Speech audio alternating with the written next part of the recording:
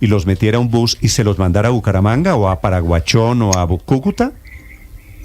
Mira, el punto inicial es que las personas que delinquen y son capturadas delinquiendo deben estar en la cárcel así como están en Bucaramanga.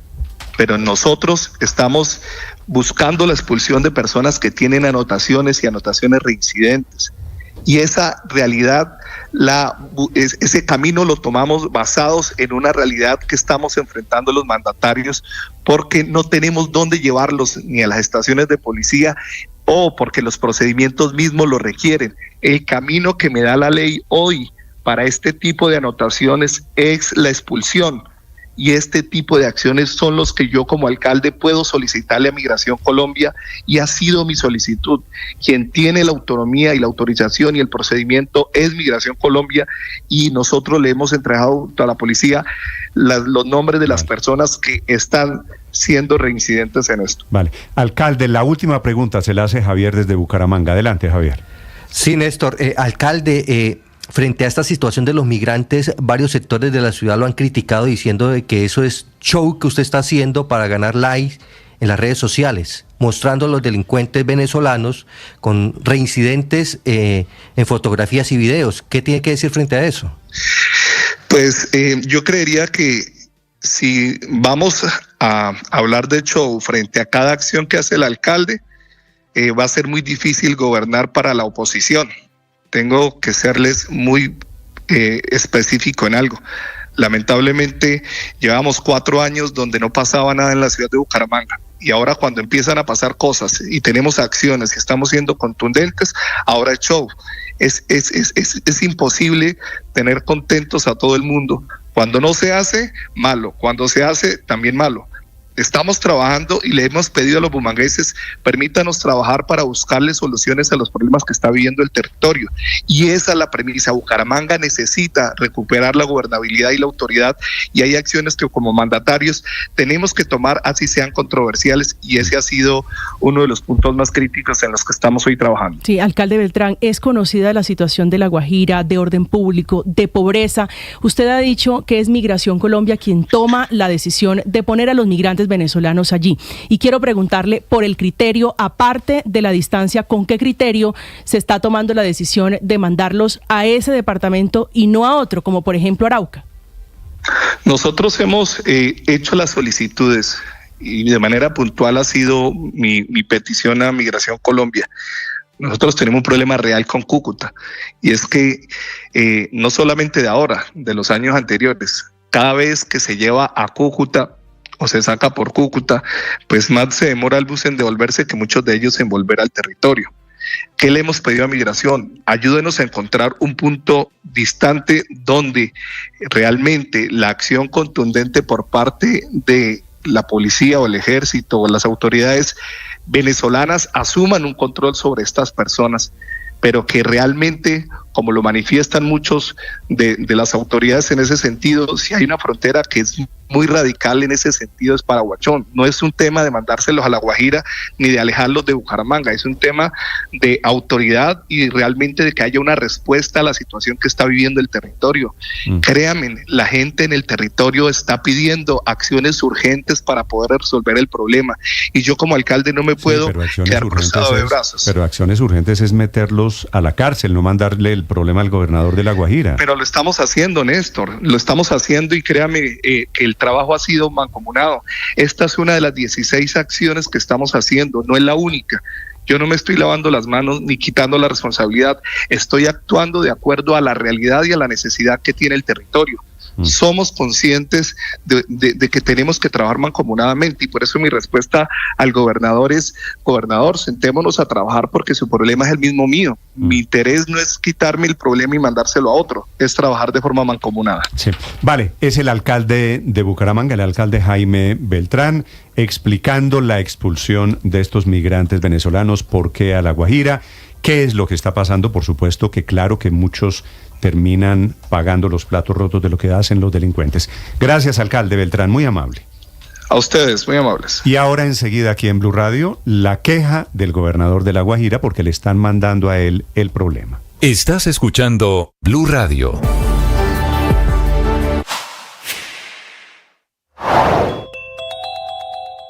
grave accidente de tránsito en Boyacá, en la vía que va a Arcabuco, que este es el límite con Santander, entre Tunja y Moniquirá. Ocurrió sobre las 3 de la madrugada, en el punto donde usted dice, exactamente en el sector La Cumbre, vía que de Arcabuco conduce al municipio de Moniquirá. Según las personas del sector, el bus cubría la ruta Bogotá-Bucaramanga, y sobre las 3 de la mañana se registra ese accidente en el sector La Cumbre, al parecer por temas climáticos, y el conductor que habría perdido el control del autobús, donde se movilizaban 20 personas, 4 que lamentablemente pierden la vida y 16 que resultaron heridas, siendo trasladadas a hospitales de Tunja, Moniquirá, Arcabuco y Villa de Leyva.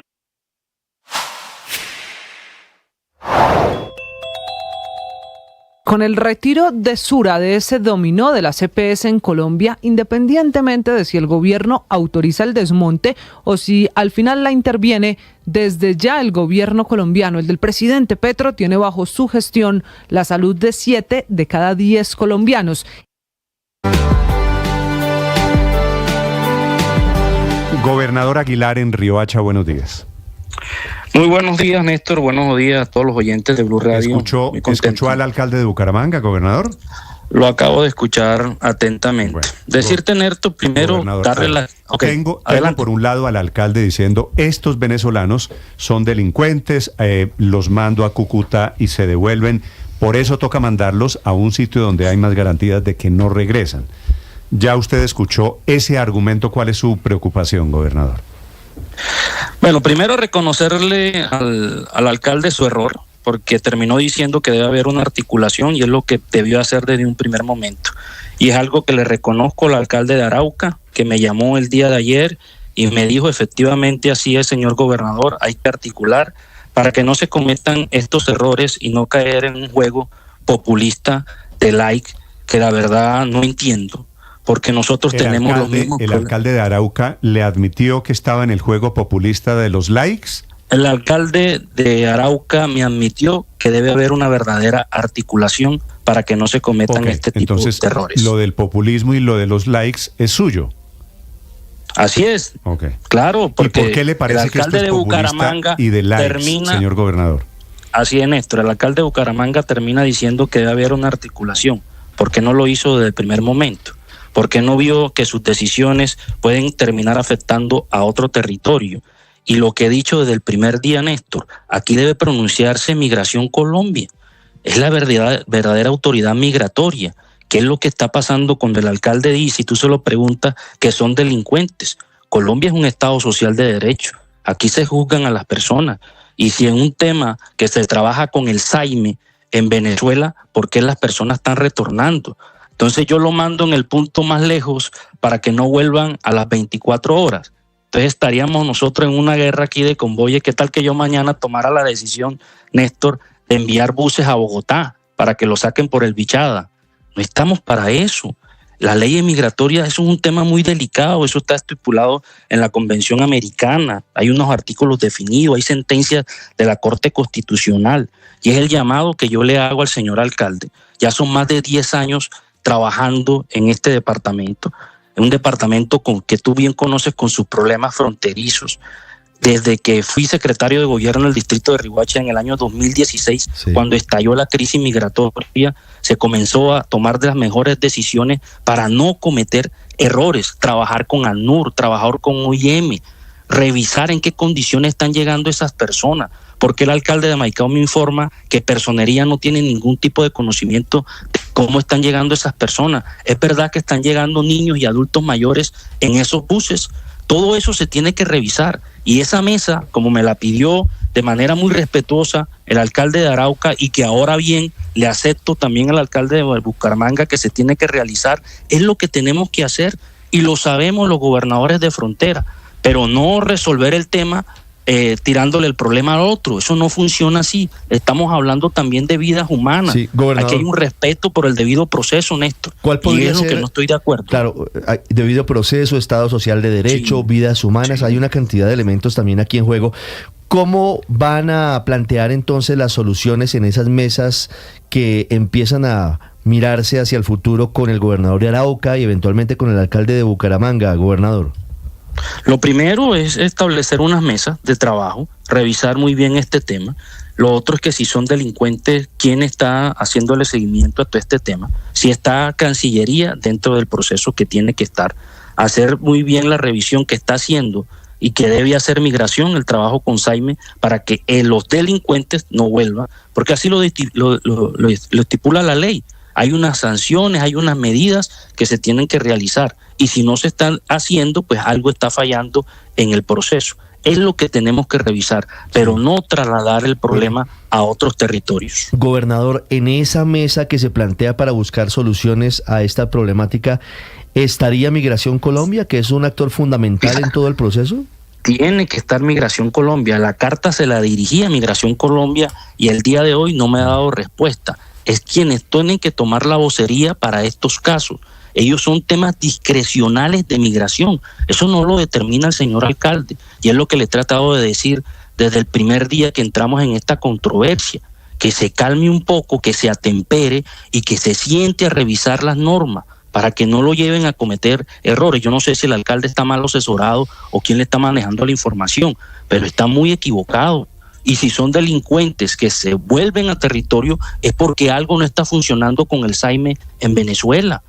O que Policía Nacional pues no está, tiene que cumplir sus funciones institucionales y es de aprender a estas personas que ¿El Saime es el sistema de información de Venezuela, los antecedentes judiciales? Así es, y es quien recibe el personal a Migración Colombia. Sí, gobernador. Es quien se encarga de hacerle seguimiento a estos temas en Venezuela, así como le corresponde a Migración en Colombia. El criterio, gobernador Aguilar, es que entre más lejos se pongan de las ciudades, por ejemplo Bucaramanga o Arauca, es más difícil el retorno. ¿Qué le dice la experiencia? ¿Vuelven o no vuelven los delincuentes por las trochas en La Guajira? Ayer precisamente, si él me va a hablar de dificultades en frontera, dificultades de frontera tenemos nosotros. Es la más porosa del país, es la que más dificultades tiene. Una frontera invisible.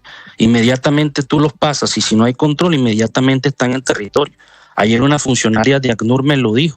Llegaron, inmediatamente volvieron y pernoctan lastimosamente en el departamento de La Guajira, donde ya tenemos toda la dificultad y la estamos viviendo desde que comenzó esta crisis.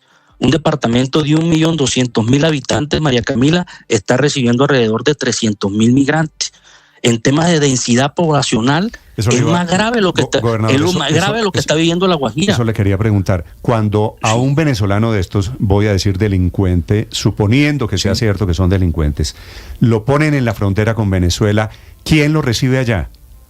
La autoridad competente, en este caso el Saime. ¿Y por qué lo sueltan de inmediato? Exacto, y es lo que hay que revisar, es lo que tiene que entrar a revisar Cancillería y Migración Colombia. Lo llevan a Paraguachón, cruza la frontera y allá lo sueltan y se devuelve, yo no sé. Mira, Néstor, desde el primer día, nosotros los gobernadores de frontera, especialmente yo como gobernador de La Guajira, estoy pidiendo una mesa de trabajo con el gobernador del Zulia para revisar precisamente este tipo de situaciones, en acompañamiento de la Cancillería colombiana.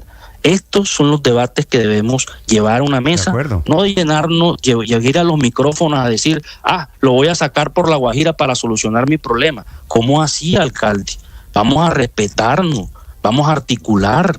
Esto no nos puede llevar a cometer errores y es el llamado que le hago de manera respetuosa. Vamos a trabajar y por eso, aquí en tus micrófonos le pido nuevamente al director de Migración que se pronuncie. Sí, el director de Migración y el canciller seguramente aquí tendrían algo que decir. Señor gobernador Aguilar, gracias por acompañarnos esta mañana. Gracias a ti, Néstor, a toda la mesa de trabajo. Muy amable, 8 de la mañana, 14 minutos, padre. Y este es apenas el primer aviso de lo que pueden hacer muchos alcaldes. Estos son dos. Arauca y Bucaramanga expulsando a los venezolanos. Pero venga, yo le voy a decir, primero he ido muchas veces a La Guajira, muchos, y el tema de la frontera es bastante poroso, es decir, tú los puedes sacar por aquí y dan un paso, dos pasos y están de nuevo en el país. No hay una pérdida delimitada. No la hay. No hay, es un desierto. Yo quiero ser claro en esto, el delito no tiene nacionalidad. Y toda persona que delinca debe ser sancionada por la ley. En este caso, que son reincidentes, deben estar presos. Lo raro, deben estar presos. Padre. Lo demás me parece a mí populismo, lo demás me parece a mí buscar aplausos de la gente. Vuelvo a insistir, el delito no tiene nacionalidad. Todo Sí, aquel que delinca debe ser sancionado por la ley. En este caso, deben estar presos. Héctor, si quiere que le diga de aplausos, los aplausos esta mañana son para el alcalde de Bucaramanga. Claro, yo sé que eso es popular. Esto es muy Pero es que lo popular, raro de esta discusión, Néstor, es que los que hablan no tienen ninguna competencia sobre lo que hablan, porque quien ordena la expulsión no son los alcaldes ni los gobernadores, sino Migración Colombia. Y quien tiene la competencia para hacer lo que, como el padre dice, se debería hacer, que es que estén presos los que delincan, pues es la Fiscalía y la Justicia, y no los alcaldes y los gobernadores. Es un debate rarísimo. Los que hablan no tienen ninguna competencia. Sí, pero fuera de todo yo creo, Héctor, pero Néstor, yo sí quiero... terminan haciéndole un favor a los venezolanos porque los sueltan. Y entonces claro, pero es que el resumen, en vez de judicializarlos, Néstor, terminan los venezolanos, pues van en un bus, se meten 20 horas en bus y seguramente se van a devolver desde donde sea, ¿no? Néstor, es que el resumen de la innovadora política de seguridad que aplauden, yo no sé, los incautos seguramente, del alcalde de Bucaramanga, es que consiste en capturemos a los delincuentes, mandémoslos a pasear con plan todo incluido, ida y vuelta a La Guajira o a Venezuela, Bucaramanga, La Guajira, Venezuela y La Guajira, Bucaramanga. Entonces, pues el problema para los bumangueses va a seguir igual. Los bandidos que delinquen van a seguir delinquiendo porque se van a regresar en vez de tenerlos presos en las cárceles, como hizo hoy el alcalde Galán. Pero Luis es Ernesto, que es lo lógico. Mírelo también, póngase en el plan, en los zapatos de los alcaldes. Néstor. Es que los alcaldes tienen un problema con la inseguridad. En todas las encuestas, en todas las mediciones, la inseguridad agravada por las bandas de venezolanos, los grupos de venezolanos.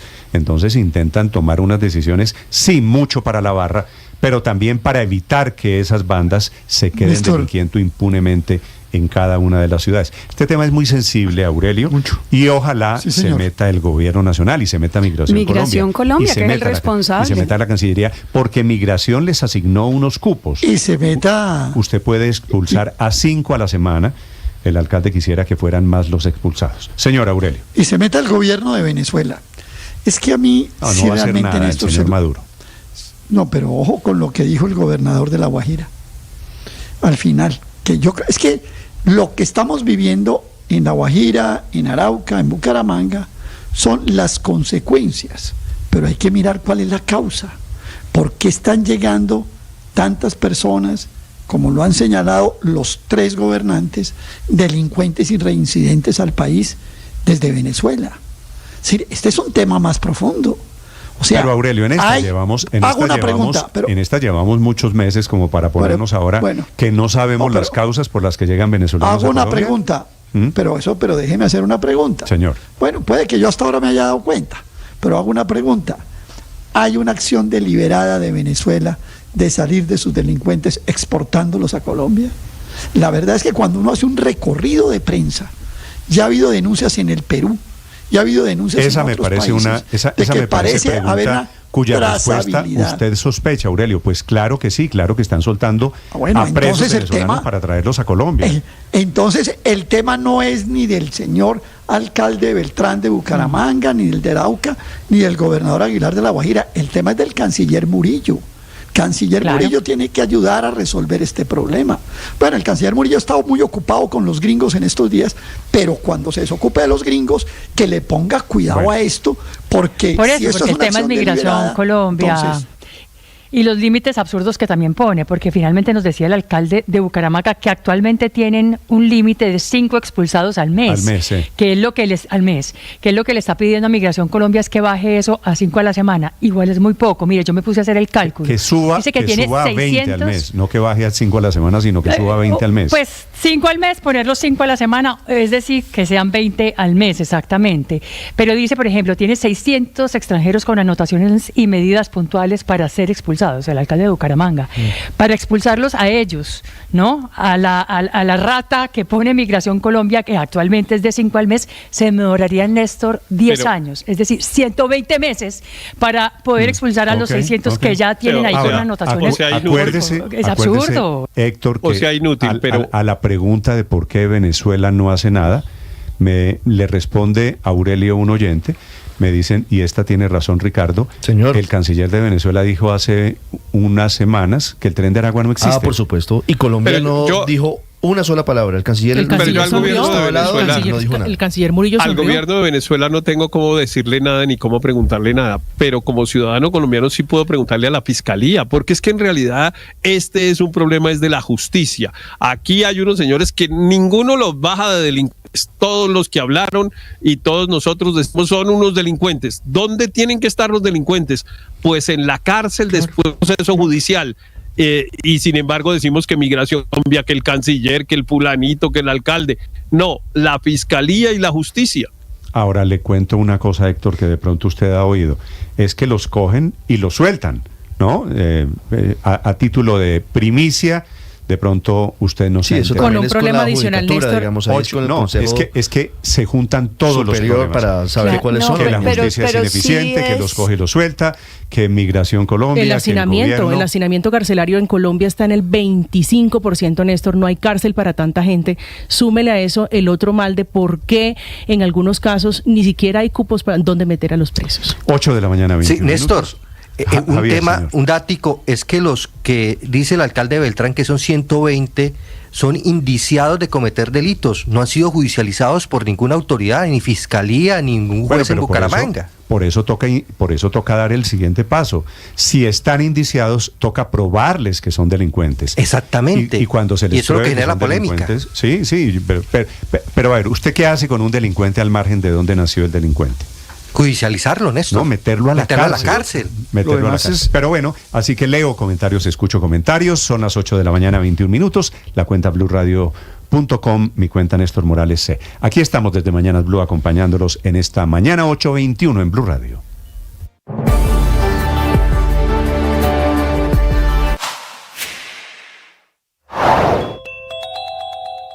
Polémica inmensa que comienza en Bucaramanga y en el departamento de Arauca y que termina metiendo alrededor de migrantes venezolanos al gobernador de La Guajira. A estos alcaldes de Bucaramanga y de Arauca se les ocurrió expulsar delincuentes venezolanos con el acompañamiento de Migración Colombia, pero mandarlos, no sacarlos a la frontera, que ellos tienen frontera por Cúcuta o cerca de Santander, sino mandarlos a Paraguachón con el argumento de que hay que mandarlos lejos para que no regresen ni a Arauca ni a Bucaramanga. Se queja el gobernador de La Guajira, dicen que son decisiones xenófobas, pero especialmente torpes, porque están sacando un problema de un lado y trasladándoselo al otro lado. Los primeros venezolanos llegaron ya en un bus desde Arauca, pero lo mismo ha hecho desde hace semanas el alcalde Beltrán desde Bucaramanga, que se hizo elegir hace 6 meses con esta bandera de la mano dura contra los migrantes de Venezuela. Y por supuesto, una inmensa polémica sobre cómo se trata el problema, no de la migración, sino de la delincuencia que se desprende de la inmigración. Hemos insistido en que la primera responsabilidad que los seres humanos tenemos es el autocuidado. Si tú quieres ser una persona responsable con todas tus obligaciones, la primera tarea es autocuidarte. Y eso no lo puedes hacer si no te amas. Por eso tu tarea hoy es vivir procesos de conocimiento, de aceptación y de amor propio. Tienes que saber quién eres, qué te caracteriza, cuáles son las bondades de tu vida, qué es lo que te hace ser esa persona especial, cuáles son las limitaciones. Todo eso lo conoces bien, lo aceptas porque eso eres y lo amas. Sin amor propio no hay felicidad. Muchas de tus peleas, muchos de tus conflictos, muchas de tus situaciones estresantes nacen en falta de amor propio. A veces la envidia, esa crítica obsesiva, esas ganas de que a los otros les vaya mal, está ocasionada porque no te amas lo suficiente. Hoy la tarea es amarse. Amor propio. Tú sabes.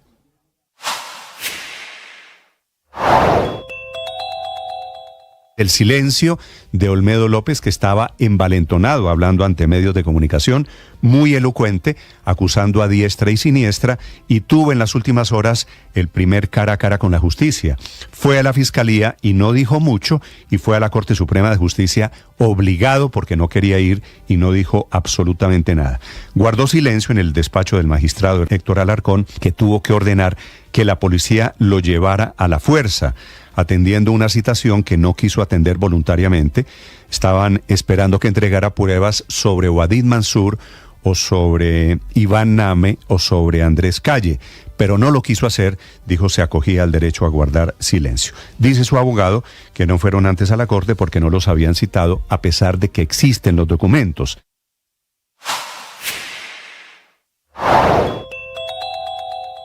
Comenzó la deliberación del jurado, intentando un veredicto alrededor del expresidente Donald Trump, intentando decidir de qué tamaño es la condena. Él es el menos optimista. Se espera que el jurado reanude sus deliberaciones. Probablemente la jornada se puede extender hasta las 6 de la tarde si es que no logran llegar a un veredicto antes.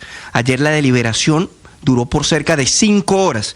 Deben estar juntos en un salón a puerta cerrada del que no pueden salir ni para comer, sentados en una mesa larga. Mientras que deliberan en la sala de audiencias, las partes deben... Nariño está informando que el presidente Petro sigue enfermo. Se cancela también hoy la actividad pública que tenía. Quiere decir, Ricardo, no va hoy tampoco a Medellín, a lo de los subsidios. No, señor. En principio dicen, Néstor, que sigue en recuperación el presidente de la República por la intoxicación alimenticia que sufrió hace 48 horas y hasta ahora están aplazados todos los viajes que tenía previstos. Asimismo, y eso también hay que decirlo, Néstor, plantean agenda de gobierno, es decir, reuniones privadas en su despacho y trabajo en la Casa de Nariño. Pero por ahora, los viajes del presidente Petro aplazados. La intoxicación fue con comida en la Casa de Nariño. Sí, pues dicen que fue una intoxicación alimentaria, pero no dicen exactamente cuál fue el detalle de en dónde fue la situación. Vale. No hay detalles. Hay actividad de María Camila, del presidente Petro. Hay actividad, Néstor. ¿En Twitter? Sí, hay actividad. Retuiteó, así se dice en X, un mensaje del superintendente de salud, Luis Carlos Leal, que publicó hace una hora. Es la única actividad que tiene de momento el presidente Gustavo Petro. Si está en Está Twitter, atento, está en Twitter, está despierto el presidente. No debe estar mal, no debe estar grave, quiero decir. 8:27 minutos. Está revelándose en este momento la cifra de crecimiento económico en el primer trimestre en la economía norteamericana. Juan Camilo. Néstor, hay crecimiento económico en Estados Unidos, pero se desacelera la revisión de la cifra que, recordemos, según estimativos iniciales, había sido del 1.6%, está arrojando que la economía de los Estados Unidos durante el primer trimestre del 2024 creció por debajo de las expectativas, al 1.3%, fundamentalmente por una caída en el consumo, es lo que arroja esta estimación de la Oficina de Análisis de Datos Económicos del Departamento de Comercio de los Estados Unidos. Y recordemos que el último trimestre del 2024, antes de esta medición, había habido un incremento en el Producto Interno Bruto del 3.4%. Esto, en efecto, recibido de dos maneras. Si bien la economía de los Estados Unidos ha continuado creciendo desde el segundo trimestre del 2022, creciendo consecutivamente por varios trimestres, se empieza a desacelerar. De hecho, es la cifra más baja de crecimiento desde el segundo trimestre del 2022, y esto también es un mensaje particularmente a la Reserva Federal, que recordemos el 11 de junio tiene su próxima reunión del Comité Federal de Mercado Abierto, donde se debe tomar la determinación de si se reducen las tasas, el nivel de las tasas de interés o no, que según lo que se ha venido previendo por parte de la FED, no se tomaría esa determinación, por lo menos en el corto plazo, Néstor. Juan Camilo, 8:28 minutos. ¿Alguna reacción en los mercados en Colombia, Víctor, a esta cifra de crecimiento pobre en Estados Unidos?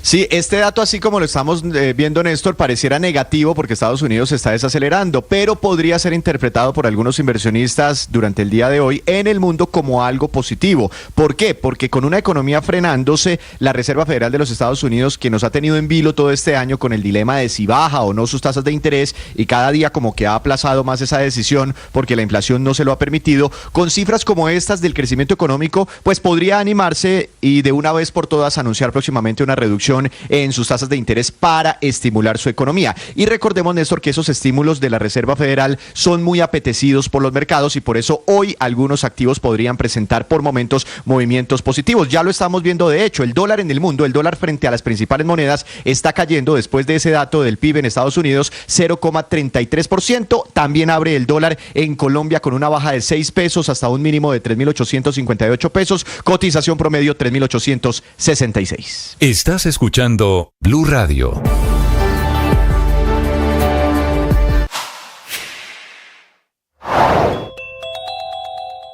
Grave accidente de tránsito en Boyacá, en la vía que va a Arcabuco, que este es el límite con Santander, entre Tunja y Moniquirá. Ocurrió sobre las 3 de la madrugada en el punto donde usted dice, exactamente en el sector La Cumbre, vía que de Arcabuco conduce al municipio de Moniquirá. Según las personas del sector, el bus cubría la ruta Bogotá-Bucaramanga y sobre las 3 de la mañana se registra ese accidente en el sector La Cumbre, al parecer por temas climáticos y el conductor que habría perdido el control del autobús, donde se movilizaban 20 personas, 4 que lamentablemente pierden la vida y 16 que resultaron heridas, siendo trasladadas a hospitales de Tunja, Moniquirá, Arcabuco y Villa de Leyva.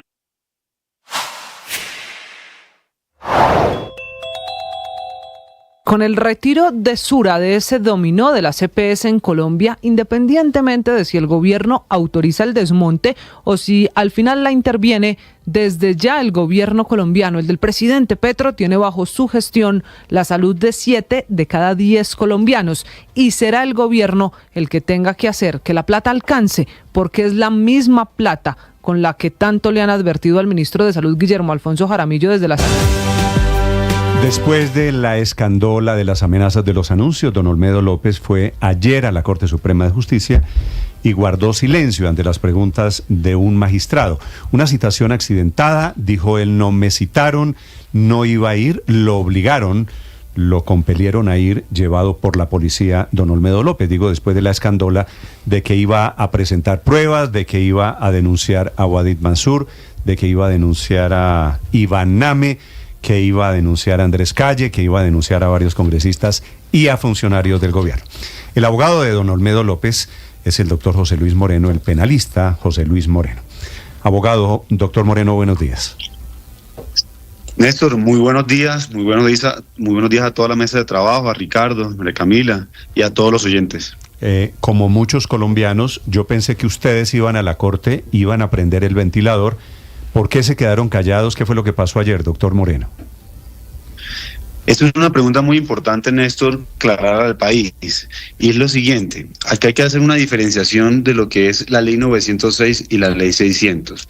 Cuando hablamos de hacer una solicitud en un principio de oportunidad, tenemos que tener claro que para poder desarrollar una declaración en donde una persona se autoincrimine y esta declaración no sea usada en su contra, debe desarrollarse en ese marco, en el marco de un interrogatorio, que es la ley que le aplica al señor Olmedo López, porque no estamos hablando de aforado.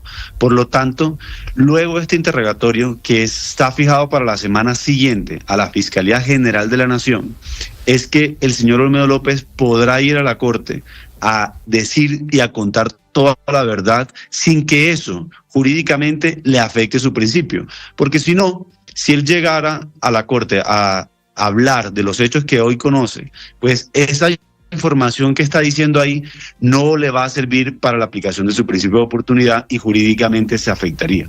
Pero algo esto quiere decir que debemos manifestar. Doctor Moreno, lo que usted está informándole al país en este momento, si lo interpreto bien, es hasta que no se defina el principio de oportunidad, no vamos a cantar, no vamos a hablar, no vamos a delatar.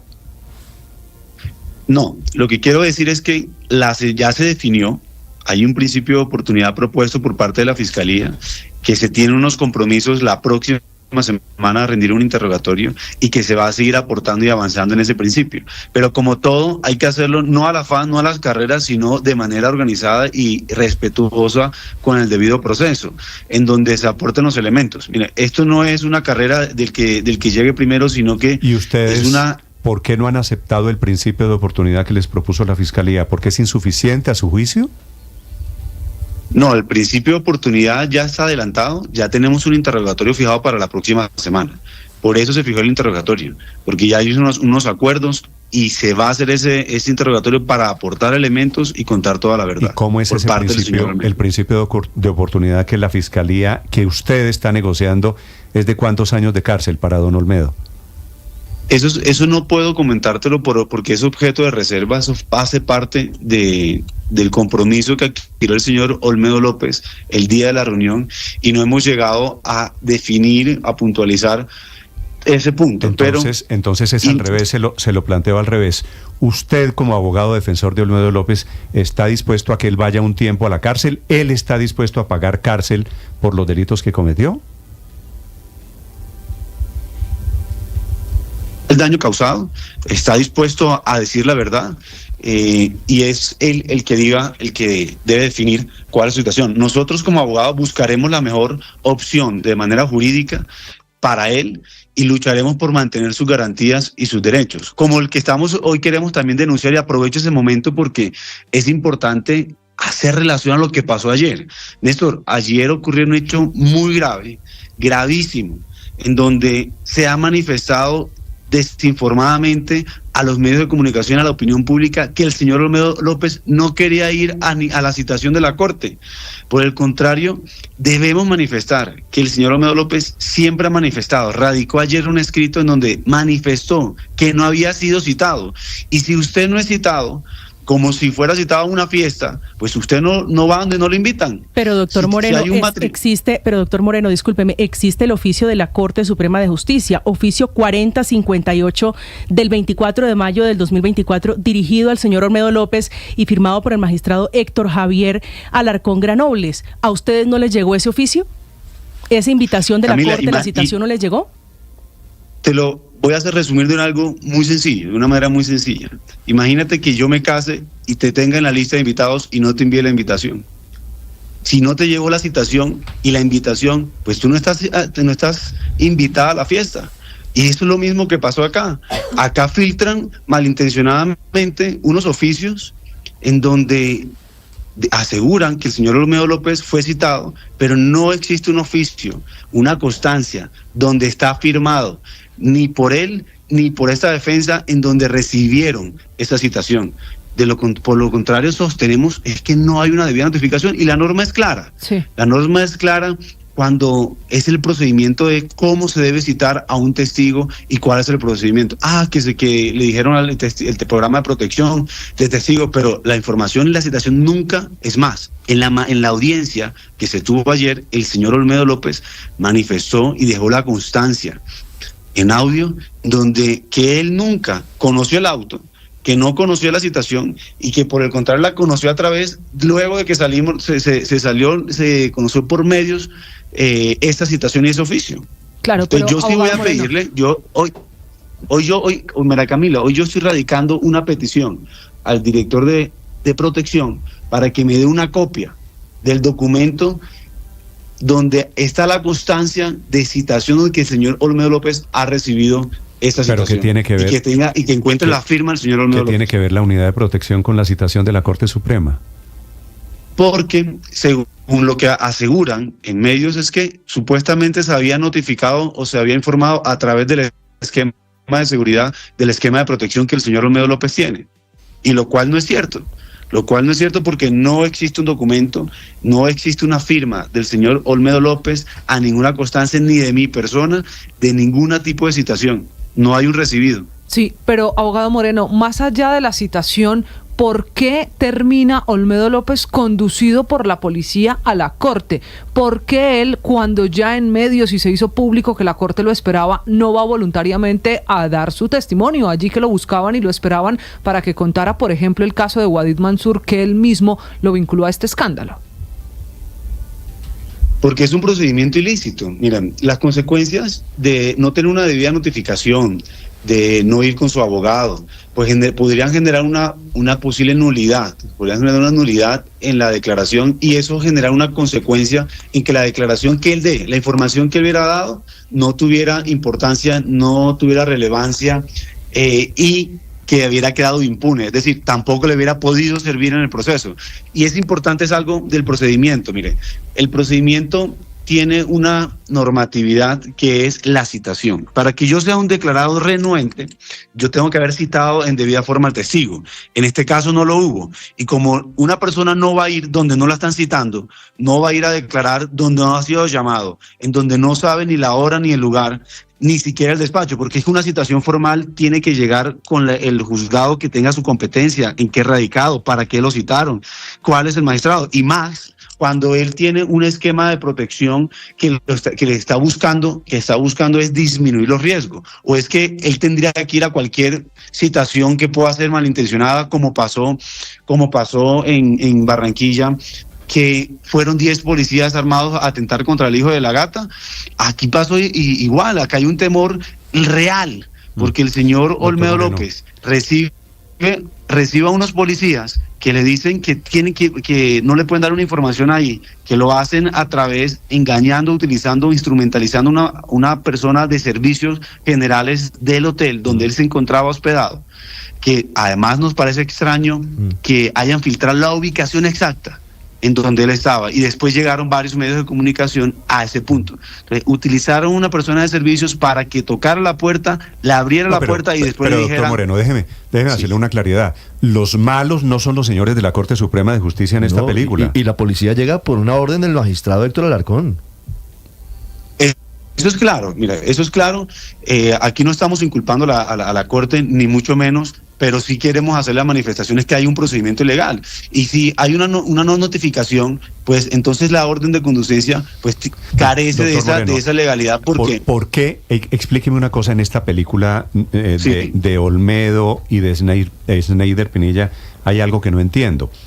¿Por qué Snyder sí ha entregado pruebas a la Fiscalía y Olmedo, su cliente, está en este plan de no ir a la Corte Suprema de Justicia, de quedarse callado, de no entregar pruebas ante la justicia? Miren, esas son decisiones de la otra defensa que no puedo entrar a develar porque no las conozco. Lo que sí sé es que lo primero que hay que aclarar es que Olmedo López sí fue a la Corte. Fue a la Corte, habló y dijo que estaba dispuesto. Mencionó, fue pero porque lo condujeron, doctor Moreno, porque lo llevó la policía. Bajo una conducción llevado coercitivamente, él llegó ayer a la Corte Suprema. Él no fue de manera voluntaria. Y lo que hizo fue quedarse callado, decir, ejerzo mi derecho al silencio. Miren, si a ustedes les llegan 10 policías fuertemente armados, con fusiles, en un carro, ¿ustedes confiarían si van en un carro de transporte escolar? O más bien piensan que le van a hacer un atentado. No, si llegan unos policías y me llevan a la Corte Suprema de Justicia y yo soy un delincuente, por supuesto que voy a hablar. No, pero si lo van a llevar en un carro de transporte escolar, ¿usted piensa eso? Pero no lo llevaron en un carro de transporte escolar, lo llevaron en una camioneta blindada. Sí, lo llevaron. Él estaba... Es que eso es lo que queremos, Néstor, es que esa es la importancia de hablar hablar eso en estos momentos, porque es que el hecho es gravísimo. Violentaron los derechos humanos y los tratados internacionales en que no se pueden utilizar este tipo de vehículos para realizar procedimientos operativos militares de policía y de inteligencia. Y más cuando estamos en un país real momento. Pero las imágenes muestran que el señor López llega a la Corte en una camioneta blindada. Pero porque el esquema de seguridad nosotros lo solicitamos porque no se encontraba en ese momento, lo dejaron solo y llegaron unos policías. Pero no llegó en ninguna ruta escolar, doctor Moreno, llegó en una camioneta blindada acompañado de la policía. Ricardo, mira, yo te voy a compartir los videos, las fotos de las personas que se bajaron, que estaban en los vehículos de la ruta escolar, de los carros particulares, y hay una caravana. Yo grabé todo el procedimiento en donde se demuestra que iban a buscarlo en ese vehículo. Es más, cometieron una irregularidad. Subieron 2 personas que no estaban autorizadas, que no hacían parte del esquema de él, al vehículo de protección. Eso está prohibido. Eso está prohibido porque a veces ni siquiera los familiares, ni siquiera el abogado le está permitido subirse a ese esquema de seguridad y a ese vehículo.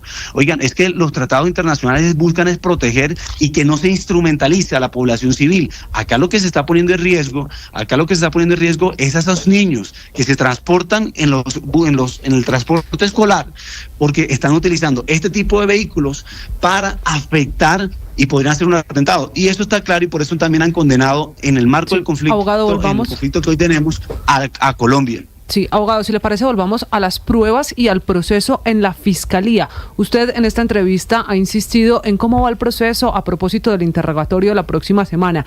Usted, como abogado de Olmedo López, ya entregó la famosa matriz de colaboración con los nombres y las pruebas que tiene su cliente ante la Fiscalía. ¿Eso ya se entregó? Sí, ya se expuso la matriz de colaboración y eso hace parte de la reserva y el compromiso que asumió el señor Olmedo López, que de no hacer ninguna manifestación en público ni en los medios de comunicación frente a la matriz de colaboración para poder no torpedear. Y eso es una decisión por parte del señor Olmedo López y de esta defensa. Respetamos las otras defensas que quieran filtrar o que quieran hacer o publicar la matriz de colaboración, pero nosotros no lo vamos a hacer. Y eso sí es muy importante dejarlo claro. Miren, y hay algo muy importante que es relevante mencionar.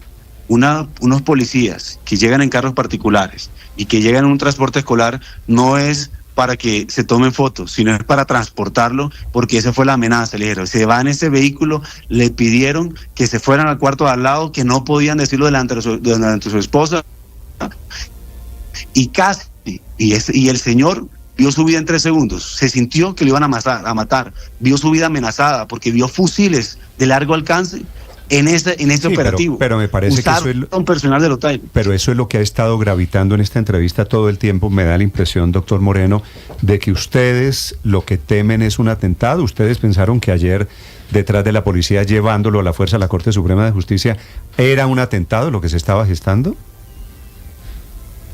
Él no sabe, primero, Néstor, él no sabía que eran policías porque llegaron en carros particulares. No estaba su esquema de seguridad. Su esquema de seguridad nunca le informó. No, por eso, pero digo, su suspicacia de que no son policías, de que nos llevan en un carro que no es el de la policía, es porque es lo mismo que nos dijo en la entrevista aquí el lunes. Él teme por su vida, él cree que la policía o agencias de seguridad lo pueden matar. Él tiene miedo, claro que sí, él tiene miedo de su vida porque ha recibido amenazas. Ha recibido amenazas, no solamente las que hoy en día los medios conocen, sino otras que ya hemos manifestado por el conducto a través de la Fiscalía, que lo manifestamos el martes. Y él sí tiene miedo de que lo vayan a atentar. Y no solamente ha recibido amenazas de grupos al margen de la ley que lo ponen a él en un total riesgo frente a la actuación irregular que ocurrió ayer. Es que vayan policías en un transporte escolar, pues eso no se le ocurre a nadie y eso no es el debido proceso. Debieron existir canales institucionales y carros institucionales, no carros particulares. Y no es la forma como le hicieron ayer. ¿Todo? Cualquiera pensaría eso. Mira, y eso, Néstor, es algo importante y te voy a decir por qué. Este tipo de situaciones lo que buscan es generar o podrían generar una nulidad en el proceso. Y podrían generar una nulidad y una intimidación en el mismo. Y si ese procedimiento genera esa nulidad y no está debidamente notificado, citado, y no va a su abogado el día de ayer a la Corte Suprema de Justicia, dígame qué pasaría si él hubiera declarado y no está su abogado. Todo lo que hubiera declarado no hubiera servido. Yo solo quiero servido para nada. Doctor Moreno, con el mayor respeto, Olmedo López ni es la víctima de todo esto, ni es el héroe de todo esto. Olmedo López se lo dijo la fiscal ayer, tengo entendido, si están pidiendo principio de oportunidades porque está aceptando que es un delincuente, ¿no? Él está aceptando que cometió errores. Errores en la fiscalía se llama delitos, pues para ser sincero, doctor Moreno. Usted es penalista y no estamos hablando de que violó un semáforo en rojo, se robó una plata. Y participó en un gran acto de corrupción. Digo que me parece que también hay que poner un poquito las cosas en contexto de que don Olmedo no es la víctima de la justicia ni del sistema. Mire, doctor Moreno, y me surge una duda. Si ayer estaba citado como testigo, ¿por qué era obligatorio que fuera con abogado Olmedo López? Miren, lo primero, y respondiendo a Néstor, sin duda alguna, se cometió el señor Olmedo con un grupo de personas o con una organización criminal un cierto tipo de actuaciones ilícitas, para el cual va a afrontarlo y va a afrontarlo ante la justicia, diciendo la verdad y reparando. Y frente a tu pregunta, Ricardo, es lo de la importancia de que el abogado lo acompañe. Mire, él ha manifestado frente a todos los medios de comunicación que va a acogerse a un principio de oportunidad. Y si él expuso, así como lo ha expuesto en diferentes medios, que va a hablar que hay una organización criminal que cometió delitos, no puede ser llamado como testigo sin que esté su abogado, por cuanto que estando la autoincriminación o los hechos en el que él participó, observó y que tiene pruebas directas de los hechos delictivos que ocurrieron. Pero eso es opcional, eso no lo dice la norma. Él podría ir con usted, pero podría ir solo. Eso no es obligatorio. No, Ricardo, bueno, aquí les explico y les aclaro algo. Una cosa es que uno vaya como testigo y hable de terceras personas, y otra cosa es que uno vaya a hablar cuando esos hechos, declarar unos hechos que esos hechos me involucran y me generan unas consecuencias jurídicas penales. Si yo voy sin abogado, y eso está superado en el derecho y el procedimiento penal, es claro que si una persona va a hablar y autoincriminarse, tiene un derecho constitucional, uno, a guardar silencio, y eso no puede decirse que está tratando de mentir, que van a denunciarlo por falso testimonio. No, está ejerciendo un derecho. Y en la medida en que no vaya con su abogado, cuando vaya a autoincriminarse y que vaya a hablar y vaya a decir yo cometí unos delitos, eso va a generar una nulidad. Y eso está claro en la Corte Constitucional y en el procedimiento penal, y está claro en la norma.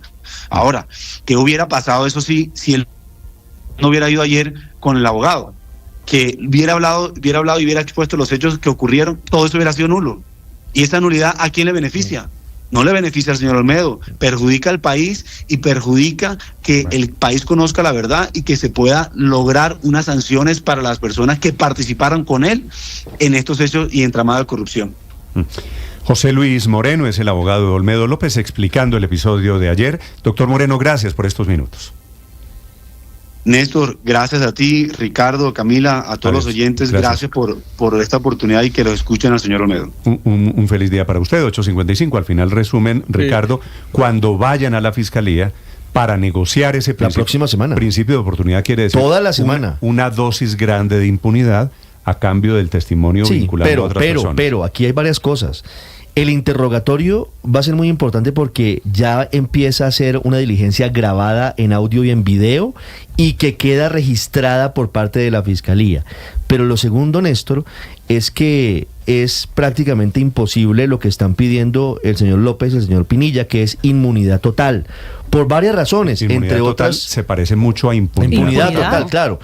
Es muy difícil que lleguen a eso por una razón, Néstor, y es que la Fiscalía de manera paralela ha venido avanzando en la investigación del caso y tiene muchos elementos que incriminan a López y a Pinilla y que no necesitan de López y Pinilla exclusivamente para probar los delitos, entre otras cosas. Hoy a esta hora está rendiendo interrogatorio el contratista Luis Eduardo López Rosero, en Pasto le dicen el karateca, que es el hombre clave porque él es el hombre al que Pinilla le dice deme la plata, saque una plata que yo necesito mover el efectivo. Por eso lo que no, pues para ser sincero, Héctor, lo que uno no puede aceptar a estas alturas de la vida es que estos señores son los héroes, ¿no? No, claro, son los zampones y además claro que es peligrosísima la ciudad con el señor Olmedo López libre. Tiene razón el abogado Moreno, qué miedo estar en una ciudad en la que el señor Olmedo López, que es un confeso, anda por ahí libre. Claro, yo también tendría mucho miedo, pero Néstor, mire, yo creo que ustedes lo estaban diciendo bien, lo que negocian estos señores son beneficios, así se llaman, es decir que ellos van a ser unos beneficiarios, ellos van a ser ganadores si adoptan una determinada conducta en el proceso. Si no la adoptan, pues la Fiscalía tiene, como lo ha dicho Ricardo, suficientes elementos seguramente para llevarlos a un juicio y condenarlos. Héctor, el país está esperando esas fiscales que están investigando, María Consuelo, se le plantaron duro ayer a ambos, a Schneider y a Olmedo. La inocencia no está en discusión, precisamente porque están en un principio de oportunidad. Y yo sí creo que ya es hora que después de todo estos anuncios y estos avisos de que temen por su vida, yo creo que ya está bueno, ya entendimos, ya es hora de las pruebas. Es hora de pasar de acuerdo a ver ya nombres, es hora de contenidos y pruebas. bien hecho que la justicia los trate como lo que son, un par de delincuentes confesos que se robaron el agua de los niños de La Guajira. Entonces, este señor Olmedo, que dice estar arrepentido en una ronda de medios, que le habla a todos los periodistas del país diciendo que él está arrepentido, que él había defendido la causa y que solo seguía órdenes, llega a la Corte Suprema y se queda callado.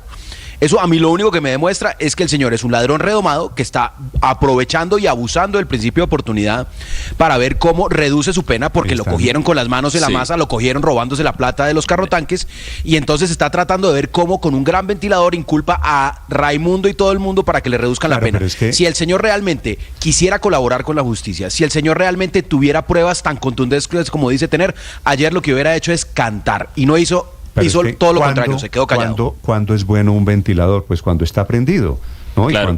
Y cuando está soplando. Este es un ventilador muy raro. Lo que pasa es que aquí faltan cosas, digamos, aquí faltan piezas. Empieza el proceso de colaboración en firme la próxima semana para Olmedo López y en 15 días para Neider Pinilla.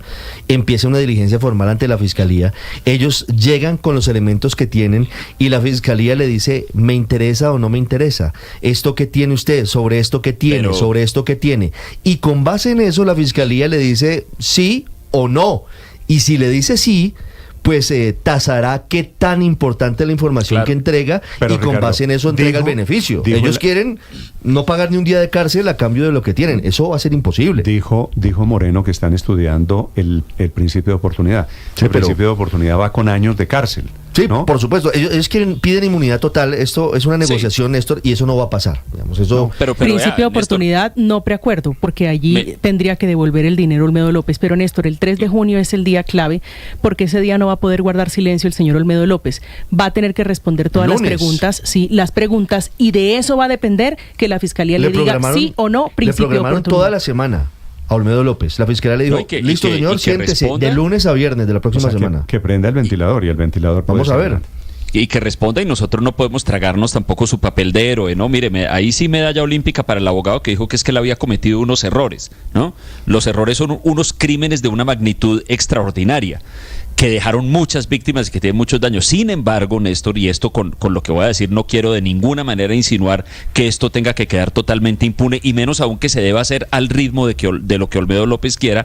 Yo sí creo que es importante que se sepa quién estuvo en la cima de esa pirámide, porque yo no creo que Olmedo López y Neider Pinilla hayan sido los verdaderos determinadores de lo que pasó y de todo esto. Entonces es importante que se sepa quién por encima de ellos dio las órdenes para que se produjeran estos crímenes, pero eso tampoco significa que les vamos a dar simplemente carta blanca para que ellos a su manera, en sus tiempos y cuando quieran hagan esa colaboración, y además, y que puedan incluso beneficiarse de decir mentiras. Pero hay otra cosa y que es clave, Andrés, y es que este caso puede tener muchas aristas. Y es cierto, hay una arista política muy grave, como lo hemos dicho, que puede vincular a altos funcionarios del gobierno del presidente Petro y a los dirigentes hoy del Congreso de la República. Pero esa es una sola arista. Hay otra arista muy grande, y es la del robo que hicieron para sus bolsillos, y para los políticos aliados de ellos, de los que no han hablado, de los que han guardado prudente silencio y sospechoso silencio. Con el cuento de que van a delatar a los congresistas y al gobierno. Es que él no recibió órdenes para todo. Uno no puede tragarse el sapo de que se robaron miles de millones de pesos. Pero bueno, en esto va la película del robo desde la unidad de gestión de riesgo. Todavía es una película en desarrollo. Señor Aurelio. Néstor, es claro que Neider Pinilla y Olmedo López y sus abogados, los Moreno, estoy hablando de unos Moreno de versión 2.0, ¿cierto? Los abogados Moreno están muñequeando con la Fiscalía, están en un muñequeo, están en un pulso para conseguir lo mejor con base en el principio de oportunidad, y uno puede decir todo lo de Olmedo. Aquí se ha dicho desgraciado, se ha dicho ladrón, bandido, delincuente y lo que sea. Eso puede ser, pero es dentro de una operación política de compra de congresistas. Que robaron más que lo que repartieron, pero ese es el hecho político de fondo. Pero esa es la jugada de ellos, de que como hay, usted acaba de escuchar la definición de que hubo detrás una organización criminal. ¿Por qué dice el abogado que hubo una organización criminal? Bueno, pero usted cómo me explica. Porque ellos quieren salir indemnes de todo esto, quieren salir impunes de todo esto. Neider Pinilla le llevó 1.000 millones de pesos, como hay indicios pues muy serios al señor presidente de la Cámara, Andrés Calle, se lo llevó pues porque iba a conocer Montería y le quiso ir al apartamento de él. Pero no. Aurelio, acuérdese, acuérdese que aquí hay investigadores en la Fiscalía y en la Corte Suprema que es gente seria. Y hay indicios públicos, hay chats públicos. Entonces venga a mi apartamento K42 o no sé qué. Que no se va a dejar meter los dedos en la boca de don y lenta la Fiscalía, Néstor. Y lenta la Fiscalía. Debería haber llevado, así como la Corte Suprema llamó con tanta velocidad a Olmedo López, le ganó la carrera a la Corte Suprema a la Fiscalía. A mí sí me parece un poco extraño, no soy penalista ni mucho menos, de que la Corte Suprema le madrugó a Olmedo primero que la Fiscalía. Tengo aquí mensajes, me parece que la Fiscalía va lenta, ¿no? De algunos oyentes que me dicen que hay que perdonarle los delitos a Olmedo y a Schneider porque van a delatar a los peces gordos. Es que yo creo que no es una u otra. Aquí hay personas investigadas. ¿Usted qué? Pues que delaten a quien tengan que delatar, pero no entregan ninguna prueba. Claro. El único que se les creyó el cuento definitivo fue Aurelio, que definitivamente creyó que lo que los señores dijeron, eso era lo que había pasado. No, eso pasó, y Aurelio pero es incompleto. Yo no digo que eso no haya pasado, pero pues todavía los señores no justifican su dicho y tienen que justificarlo con pruebas. Y los otros tienen derecho a defenderse también y a la presunción de inocencia. Eso también hay que decir. Yo creo, la verdad, Héctor, que no es un dilema entre creerlos a ellos. Lo que ellos dicen es cierto. Lo que ellos no han dicho es cuánto me robé yo de todo ese aparato de corrupción. Y esa es la parte que le toca a la justicia. Pero me toca creer a los que han hablado, porque si la Fiscalía ni siquiera los ha llamado con seriedad a un interrogatorio, ¿a quién le voy a creer? Pues a los que han hablado. Si mañana aparece que Héctor Riveros tenía la razón de que Olmedo robó solo y era solo y que todo era un invento, Aurelio, entonces bueno, yo me retracto. Y van a volver la semana entrante los señores Schneider y Olmedo. Estos son tal vez los pillos más célebres hoy en Colombia. 9 en punto en Mañanas Blue. Estás escuchando Blue Radio.